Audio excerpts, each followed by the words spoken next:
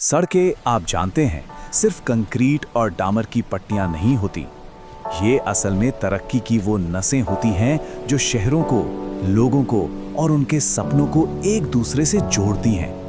तो सोचिए क्या हो अगर कोई एक्सप्रेसवे सिर्फ दो शहरों के बीच की दूरी कम न करे बल्कि पूरे देश के भविष्य का एक नया नक्शा तैयार कर दे।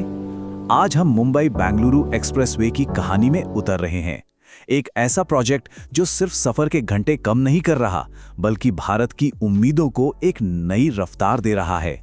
तो आज हम किन बातों पर गौर करेंगे? सबसे पहले हम उस 18 घंटे की मुश्किल को समझेंगे जिसने इस प्रोजेक्ट को जन्म दिया। फिर हम देखेंगे कि ये एक्सप्रेसवे कैसे बन रहा है, इसकी अनोखी 40 लेन की रणनीति क्या है जो इसे सबसे अलग बनाती है। हम इसके जबरदस्त आर्थिक असर का विश्लेषण करेंगे और आखिर में जानेंगे कि यह भारत के भविष्य के लिए एक नया मॉडल कैसे बन सकता है। चलिए कहानी की शुरुआत उस चुनौती से करते हैं जो इस पूरे प्रोजेक्ट की जड़ है, मुंबई और बेंगलुरु का सफर। यह सफर कम और सब्र का इम्तिहान ज्यादा लगता है। जरा सोच कर देखिए, 18 घंटे या कभी कभी उससे भी ज्यादा गाड़ियों की लंबी कतारों और घुमावदार सड़कों पर फंसे रहना। यह सिर्फ वक्त की बर्बादी नहीं है, ये भारत के दो सबसे बड़े इकोनॉमिक इंजन, हमारी फाइनेंशियल और टेक कैपिटल के बीच एक बहुत बड़ी रुकावट है।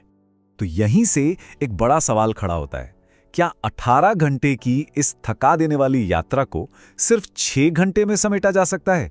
ये सिर्फ टाइम बचाने का वादा नहीं है, ये एक क्रांति का वादा है। एक ऐसा बदलाव जो बिजनेस करने, घूमने फिरने और इन दोनों महानगरों के रिश्ते को हमेशा के लिए बदल सकता है।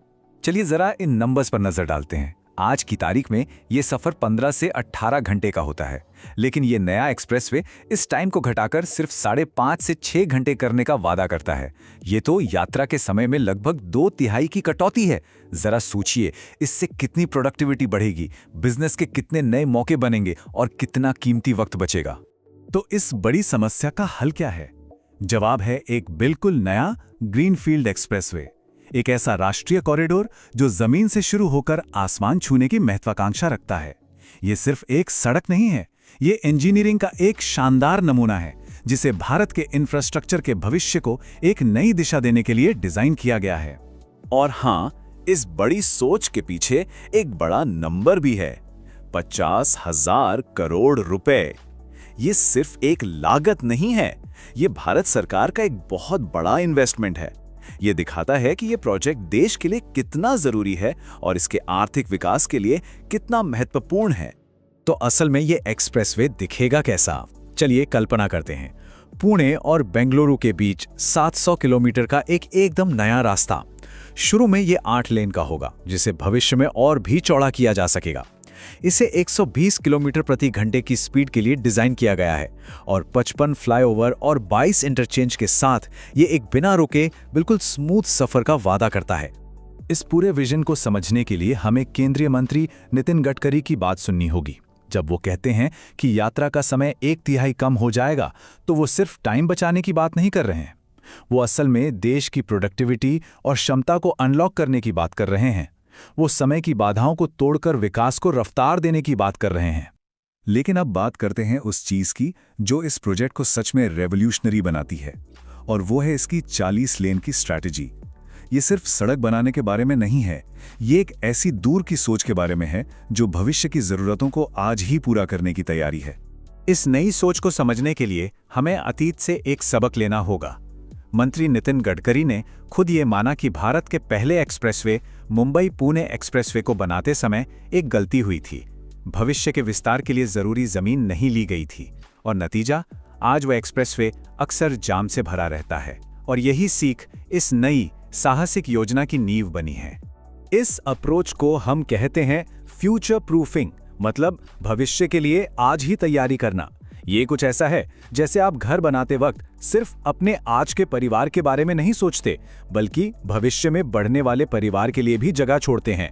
ठीक उसी तरह ये एक्सप्रेसवे आज की नहीं बल्कि आने वाले दशकों के भारत की जरूरतों को ध्यान में रखकर बनाया जा रहा है। यहाँ पर फर्क बिल्कुल साफ दिखता है।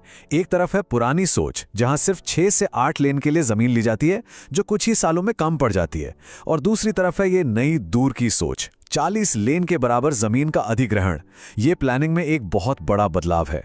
तो सवाल उठता है, जब बननी सिर्फ 8 लेन है तो 40 लेन की जमीन क्यों ली जा रही है? ये एक बहुत ही स्मार्ट मूव है। इससे ये पक्का हो जाता है कि भविष्य में जब ट्रैफिक बढ़ेगा तो सड़क को चौड़ा करने के लिए जगह की कमी नहीं होगी। ये हमें जमीन की बढ़ती कीमतों और शहरीकरण की समस्या से भी बचाता है। और सबसे बड़ी बात, ये एक्सप्रेसवे के दोनों तरफ नए इंडस्ट्रियल और लॉजिस्टिक्स हब बनाने के लिए जगह देता है, जिससे विकास को और बढ़ावा मिलेगा।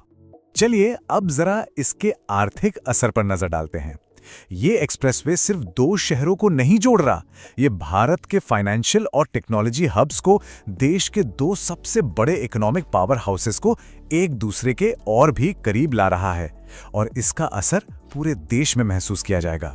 ये पूरा प्रोजेक्ट आप कह सकते हैं 3 हिस्सों में बटा है, जो एक साथ मिलकर एक सुपर एफिशिएंट कॉरिडोर बनाते हैं। पहला हिस्सा है एक नया मुंबई पुणे लिंक, जो पुराने एक्सप्रेसवे का बोझ कम करेगा। दूसरा हिस्सा इसे पुणे की रिंग रोड से जोड़ता है और तीसरा सबसे बड़ा हिस्सा है 700 किलोमीटर लंबा पुणे बेंगलुरु कॉरिडोर। ये तीनों मिलकर एक ऐसी आर्थिक धमनी बनाते हैं जिसमें विकास बिना रुके दौड़ेगा। तो असल जिंदगी में इसका मतलब क्या होगा? इसका मतलब है कि बैंगलोर में बने प्रोडक्ट्स और पुणे में बनी मशीनरी अब JNPT पोर्ट तक बहुत तेजी से और कम लागत में पहुंच सकेगी, जिससे हमारे एक्सपोर्ट को बढ़ावा मिलेगा। इसका यह भी मतलब है कि इस एक्सप्रेसवे के आसपास नए शहर और इंडस्ट्रियल सेंटर बनेंगे, जो लाखों लोगों के लिए रोजगार पैदा करेंगे। और हाँ, एक और मजेदार बात, क्या यह हवाई सफर को टक्कर दे सकता है? जब आप एयरपोर्ट पर लगने वाला सारा टाइम यानी चेक इन, सिक्योरिटी और वेटिंग टाइम जोड़ते हैं तो एक फ्लाइट भी 4 से 5 घंटे ले ही लेती है। ये एक्सप्रेसवे लगभग 6 घंटे में डोर टू डोर यात्रा का ऑप्शन देगा, वो भी बिना किसी झंझट के और अपनी मर्जी से। ये छोटी दूरी की हवाई यात्रा का एक असली विकल्प बन सकता है। लेकिन रुकिए, कहानी यहीं खत्म नहीं होती।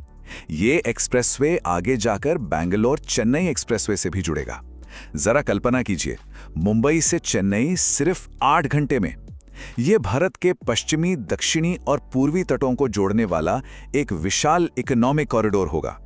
ये सच में एक गेम चेंजर है, जो भारत की अर्थव्यवस्था को एक नई रीढ़ की हड्डी देगा।